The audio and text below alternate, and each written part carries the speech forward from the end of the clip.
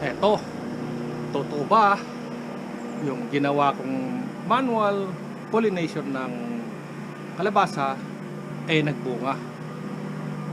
90% nagbunga sila. Na 100 pero 90 lang, masaya na ako. Kagaya niya, no? Oh, nga, paano papaliwanag yan? Sa isang puno, 1, 2, 3, 4, 5, 6, 7, 8, 9, siyam na bunga. Hopefully matuloy yan, pero ito bago, pollinate natin. Ayan ang aking kalabasa, malalaki na, pwede nang sulaan. Ayan.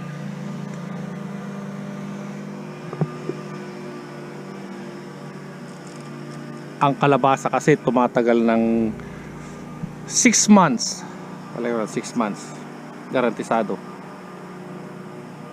Ito, yung isa hindi natuloy. Bakit? Ewan ko. Pero marami naman siyang kapatid na malalaki. Kaya no, tulak natin kasi kinakain yan ng bakal. Yan. Pero pa isa doon, pollinate tayo mamaya. Ngayon, araw ng dilig ulit o araw ng patunog ng mga blower. Kaya meron pa dyan. Dami, nakakatuwa. Ayan. Marami na ring mga lalaki. So, ito ang lalaki. Pakita ko sa iyo ang lalaki. Ayan ang lalaki. Bulaklak lang. Ang babae ay garyan. Ayan ang babae. So, ipopulunit natin. Isaw-saw-saw.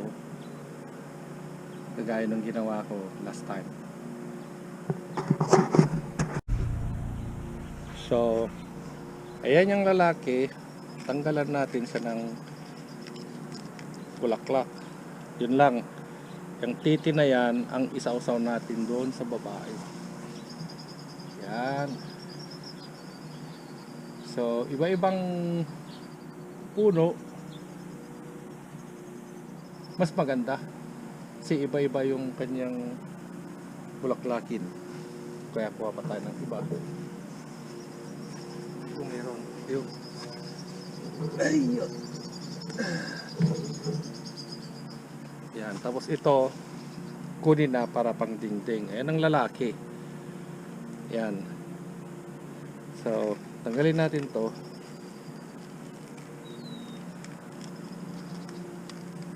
Yan.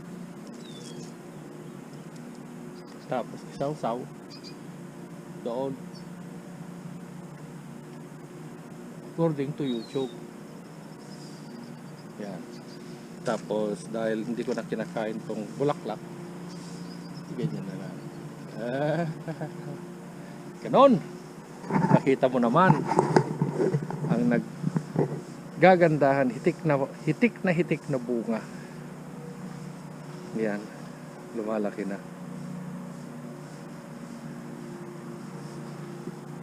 At huwag ka dito, doon ka pumasok sa butas. Yan. Yan. Yan. Ngayon, doon tayo sa kabilang pangir. Kung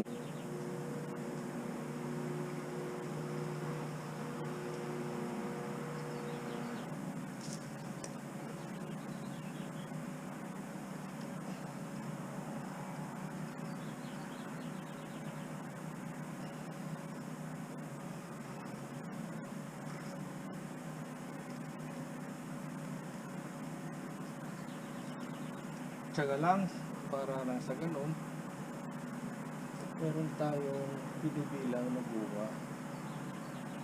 Kasi pabayaan mo na lang, hindi ganun eh. Kasi kung pababayaan mo lang ang tanim mo, hindi mag-grow. Kala mo pag tinanim mo, that's it. Hindi.